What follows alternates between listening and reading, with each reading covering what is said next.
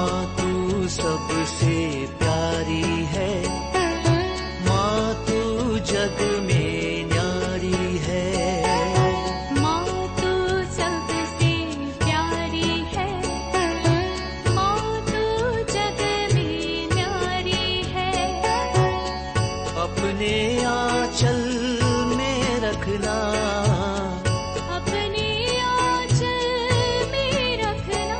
हमें वरदानों से भरना। माँ तू सबसे प्यारी है, माँ तू जग में न्यारी है। माँ तू सबसे प्यारी है, माँ तू जग में न्यारी है। Mr. Rajan Samuel, a great missionary in Hindi heartland, first class with distinction.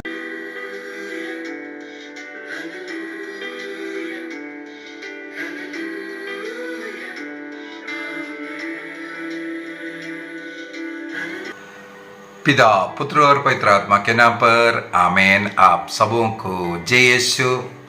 हम लोग 14 फरवरी को वैलेंटाइन डे मनाते हैं। क्यों वैलेंटाइन डे मनाते हैं?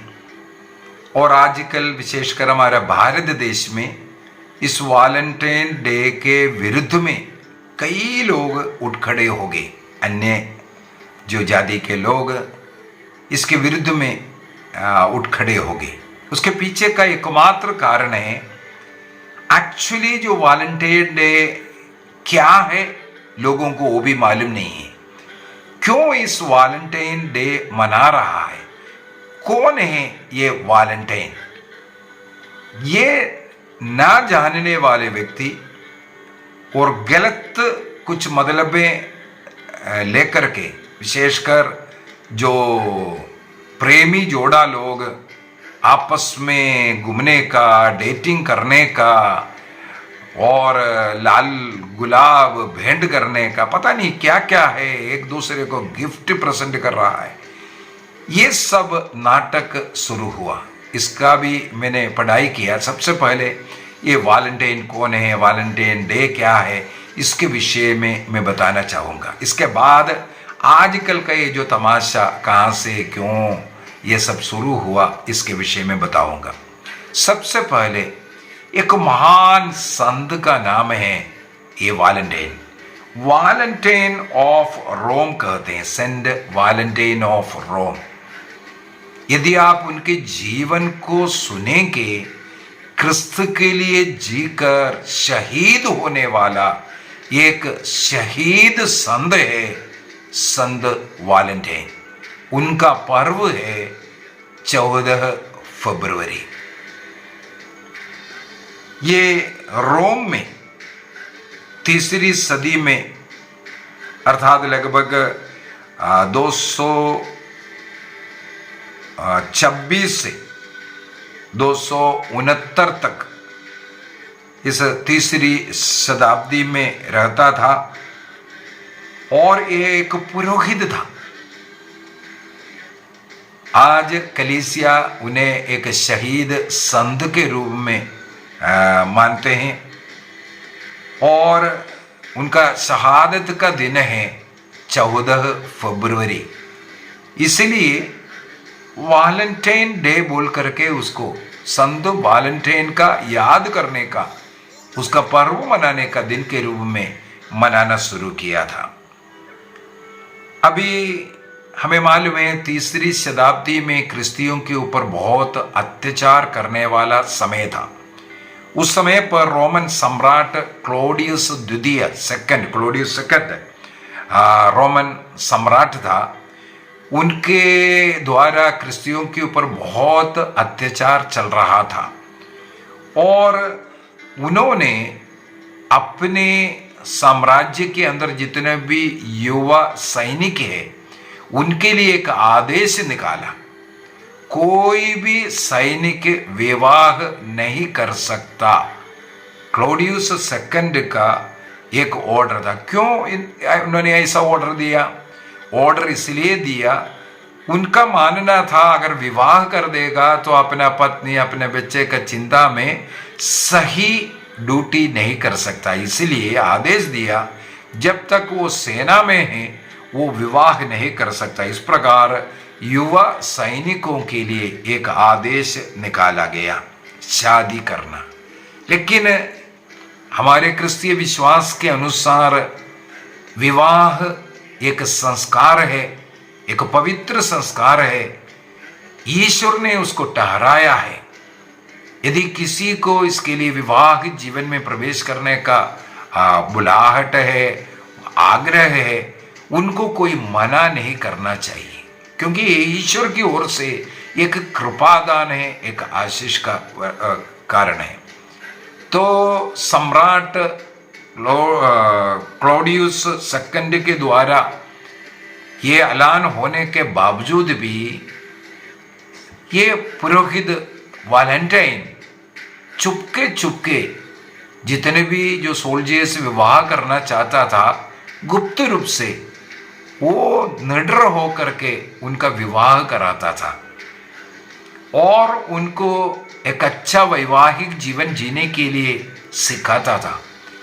उनके बीच में इस प्रकार क्रिस्त का प्रेम के विषय में, विवाह एक संस्कार है, संस्कार का महत्व के विषय में, और वैवाहिक जीवन में रह करके संतानों की सृष्टि करना और उसके द्वारा ईश्वर की महिमा करना, और इस प्रकार लोग स्वर्ग की ओर अपनी यात्रा आपसी प्रेम के द्वारा, लेन देन के द्वारा और सृष्टि कर्म में ईश्वर के साथ मिलकर के ऐसा कार्य करते हुए ये सब करने के विषय में सब ये सिखाना शुरू किया। इसलिए विवाह कुछ गलत नहीं है, विवाह कर सकता है, ये प्रमोट करना शुरू किया। लेकिन अधिक समय तक ये नहीं चल सकता, क्योंकि ये गुप्त रूप से जरूर कर रहा था, तब भी कहीं ना कहीं सम्राट को ये बात पता चला। इस प्रकार वैलेंटाइन प्रीस्ट, फादर वैलेंटाइन गिरफ्तार होते हैं, जेल में बंद करते हैं, और इस प्रकार सम्राट के खिलाफ, उनके आदेश के खिलाफ कार्य करने के कारण उनको मृत्युदंड की घोषणा भी किया। लेकिन एक ऑप्शन उनको दिया, तुम क्रिश्चियनिटी को छोड़ दो, क्रिश्चियनिटी को छोड़ दो, यीशु को छोड़ दो, तुम हमारे भगवानों का पूजा करना शुरू कर दो, तब तुम्हें मृत्युदंड से बचाएंगे। ये एक ऑप्शन उनके सामने देता हुआ। लेकिन संत वैलेंटाइन ने उस ऑप्शन को, क्रिस्तु को टुकराने का, अपने मृत्यु से बचने के लिए क्रिस्तु को टुकराने का वो इनकार करते हैं। इसलिए उनका शहादत 14 फरवरी को होते हैं। और उससे पूर्व में जेल में रहते वक्त एक बहुत बड़ा चमत्कार के विषय में हम लोगों को पढ़ने के लिए मिला। यह है, जेल में रहते वक्त वो वहाँ का जेलर का बेटी जो है, एक अंधी लड़की थी। उस अंधी लड़की से इनका मुलाकात हुआ और उसके लिए, जेलर के उस बेटी के लिए वो प्रार्थना करते हैं, और ये कहा जाता है कि वो वहाँ पर वो भली चंगी हो गई। इस वैलेंटाइन के प्रार्थना के द्वारा जेल में गिरफ्तार रह रहा है, उनका शहादत का समय के पूर्व में वो उस बेटी से मिलते हैं, उनका आंखें अच्छी तरह देखने लगी।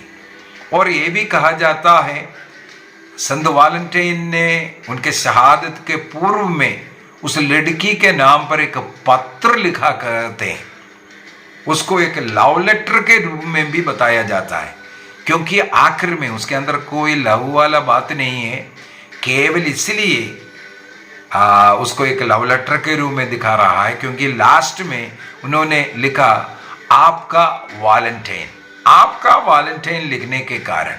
लेकिन उसके अंदर केवल उनको क्रिस्त के विषय में उपदेश है, क्रिस्त विश्वास में दृढ़ रहने के विषय में और क्रिस्त के द्वारा तुम्हें चंगाई मिला है, इसके विषय में सब लिख करके आखिरी में योर्स वैलेंटाइन तुम्हारा वैलेंटाइन लिखने के कारण उसको एक प्रेम पत्र के रूप में बाद में बताना शुरू किया, और उस दिन को अर्थात 14 फरवरी को मनाने के लिए ये एक कारण ले लिया, प्रेमियों का लव लेटर पास करने का, डेटिंग करने का दिन बोल करके।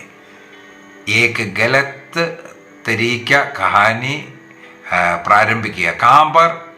हमें मालूम है सारे ऐसे पाप का वैवाहिक जीवन के बाहर स्वतंत्रता पूर्वक रहना और प्रेग्नेंट होना, अबॉर्शन करना, ये सब अनुमति पश्चिमी देश में ये सब अनुमति है। वहां से इस वैलेंटाइन डे को प्रेमी जोड़ाओं का दिन के रूप में धीरे धीरे मनाना शुरू किया।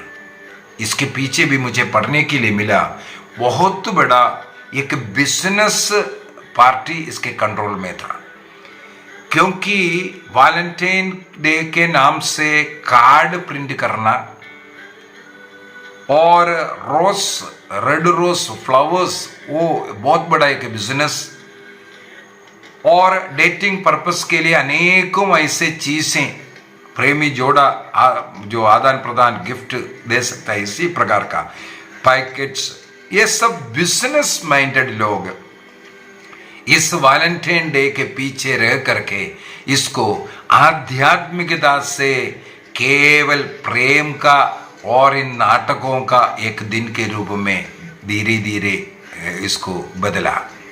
जैसे हमें मालूम है आजकल चाहे कोई भी पर्व है, चाहे क्रिसमस क्यों ना हो, उसके पीछे बहुत बड़ा बिजनेस चल रहा है। चाहे दिवाली क्यों ना हो, होली क्यों ना हो, सब पर्वों के बीच में इनके सबके पीछे हो सकता है एक अच्छा आध्यात्मिक विचारधारा रहा, वो पर्व मनाते आया था। लेकिन आज दुनिया में जो हम लोग देख रहा है वो उस आध्यात्मिकता को छोड़ा केवल बिजनेस पार्ट दिख रहा है। वैलेंटाइन डे में भी यही था। बहुत बड़ा एक शहीद संत का पर्व को आज केवल पाप के दिन के रूप में डेटिंग करना, प्रेमी जोड़ा भागने का, ये वो पता नहीं क्या क्या नहीं है नाटक हो रहा है। उस संत ने अपने जीवन काल में कितना अच्छा कार्य किया। जिनको विवाह करने के लिए राजा मना कर रहा है, वो गुप्त रूप से उनको विवाह करवा करके दिया। जिस जोड़ा प्यार का जीवन जिंदगी जीना चाहता है, उनके लिए वो मददगार बना, और उनके जीवन काल में ही वो चमत्कार, जिन चमत्कार के द्वारा क्रिस्त की और लोगों को लेकर के आया। इस प्रकार एक महान संत के पर्व को आज प्रेमी जोड़ों का पाप का एक दिन के रूप में बनाया।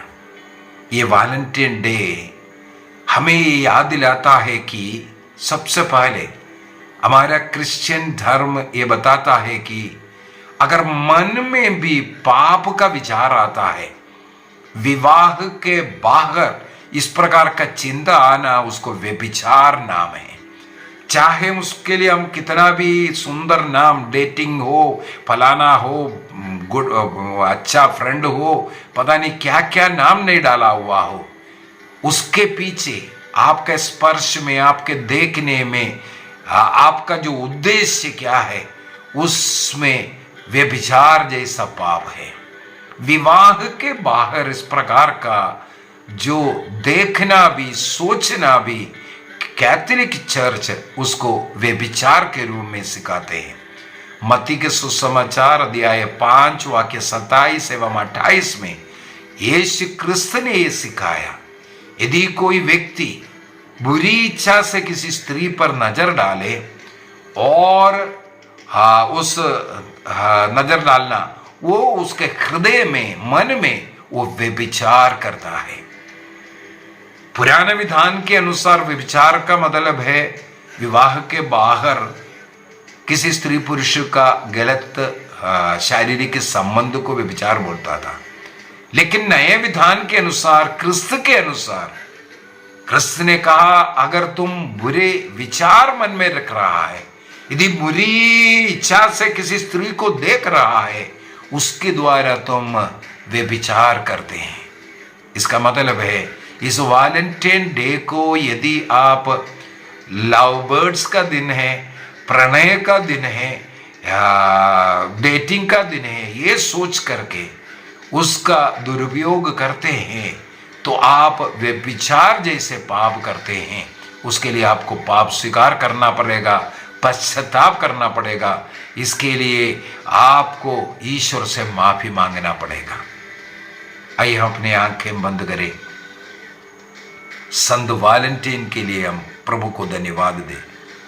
ऐसे एक महान संत, रोमन सम्राट को भी ना डरते हुए क्रिस्त का आदेश का पालन करने वाला, अपने समुदाय में, सोसाइटी में जो गलत कार्य हो रहा था उसका विरोध करने वाला, इस प्रकार शहीद होने वाला एक महान संत, हम उनसे प्रार्थना करें हमारे अंदर, हमारे हृदय में सच्चा प्रेम आवे।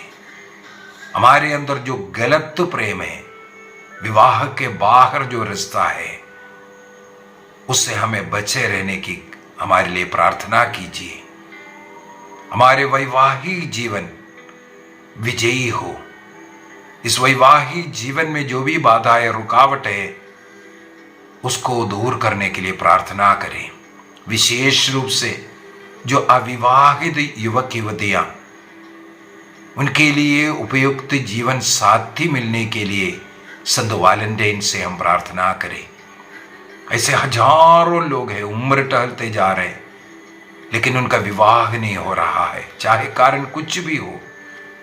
संत वैलेंटाइन का मदद मांगे उपयुक्त जीवन साथी मिलने के लिए। तोबित का ग्रंथ अध्याय 7:11 में लिखा है, विवाह स्वर्ग में निश्चित करता है। और मलाकी के ग्रंथ अध्याय 2:14-15 में लिखा है, उस विवाह ईश्वर करवाता है। विवाह का साक्षी स्वयं ईश्वर है। तोबित का ग्रंथ अध्याय 6:18-19 में लिखा है, अनादि अनंत काल से उसके लिए जीवन साथी को प्रभु ने स्वर्ग में निश्चित किया है। सबों को अपना जीवन साथी मिल सके और समय पर उनका विवाह हो। कोई भी शैतानी हरकत, जैसे सम्राट क्लोडियस जैसे शैतान हमारे बच्चों के विवाह में जो बाधा उत्पन्न कर रहा है, उसे आगे बढ़ने के कृपा संत वैलेंटाइन का मध्यस्थ द्वारा हमारे बच्चों को मिले। सभी अविवाहित युवक युवतियों के लिए हम विशेष रूप से इस समय पर प्रार्थना करते हैं, ईश्वर ने उपयुक्त जीवन साथी प्रदान करे। उत्पत्ति ग्रंथ अध्याय 24 के अंदर जैसे अब्राहम ने कहा, जिस ईश्वर ने मुझे यहां लेके आए वही ईश्वर अपने स्वर्गदूत को भेजेगा ताकि मेरे पुत्र के लिए तुम एक लड़की ढूंढ करके ला सके। आमीन। प्रभु सब बच्चों को, उनके माता पिताओं को मदद कीजिए, उनके जीवन साथी जल्दी मिले, विवाह में जो भी रुकावटें हो जल्दी दूर हो जाए। हे संत वैलेंटाइन, इसके लिए प्रार्थना कर। पिता, पुत्र और पवित्र आत्मा के नाम पर आमीन। आप सबों को जय यीशु।